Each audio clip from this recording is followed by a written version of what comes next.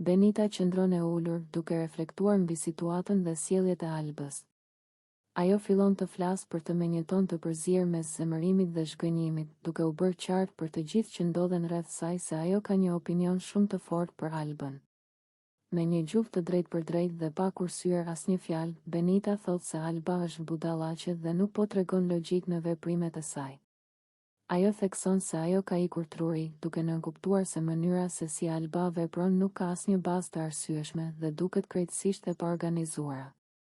Benita nuk e lë këtë thjesht si një kritik të vogël, ajo shpreh mllefin e saj dhe shqetësimin për mënyrën se si Alba po ndërvepron me të tjerët. Për të, kjo nuk është thjesht sjellje e paqëndrueshme, por një mungesë e thellë arsyetimi që duhet të adresohet. Pastaj, Benita e përforcon mendimin e saj me një koment më të fortë. Ajo thotë se Alba ka nevojë për doktor. Fjalët e saj nuk janë thjesht ironike, por përdoren për të treguar se ajo mendon se veprimet e Albës janë kaq të çrregullta saqë nuk mund të kuptohen pa ndihmë profesionale. Në mënyrë të qartë, Benita e paraqet situatën si diçka serioze dhe dramatike, duke e bërë bisedën të zgjathë dhe të duket më e rëndë. Ndërkohë, Benita vazhdon të shpjegojë shembujt që e kanë bërë të mendojë kështu. Ajo përmend disa momente kur Alba ka bërë veprime të papritur, pa menduar për pasojat, dhe tregon se si këto veprime kanë krijuar tension midis banorëve dhe kanë bërë që situata të jetë e vështirë për të gjithë. Benita përdor fjalë të forta dhe saktësisht përshkruan ndjesitë e saj, duke treguar mllefin, shgënjimin dhe një farë shqetësimi të thellë. Gjatë gjithë këtij rrëfimi, Benita përsërit idenë se Alba nuk po sillet siç duhet dhe se kjo është e dukshme për të gjithë.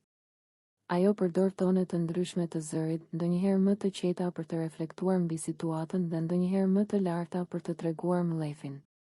Ky kombinim e bën bisedën të zgjathë dhe të ndjehet e ngarkuar emocionalisht, duke mbajtur audiencën të angazhuar për minuta të tëra. Benita nuk ndalet këtu. Ajo vazhdon të analizojë situatat, duke treguar se si veprimet e Albës kanë ndikuar në marrëdhëniet me të tjerët, duke përfshirë tensionin, debatet dhe ndarjet emocionale që kanë ndodhur. Ajo e shikon Albën si dikë që ka nevojë për ndihmë për të kuptuar veprimet e veta dhe për të ndryshuar sjelljen.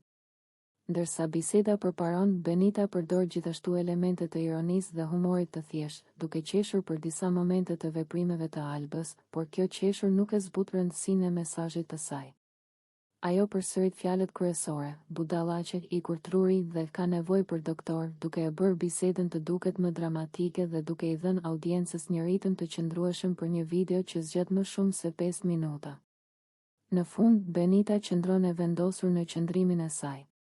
Ajo duket e qetë, por e vendosur dhe e sigurt për mendimin e saj. Fjalët e saj mbeten të forta dhe emocionet e saj të përziera mes mllefit të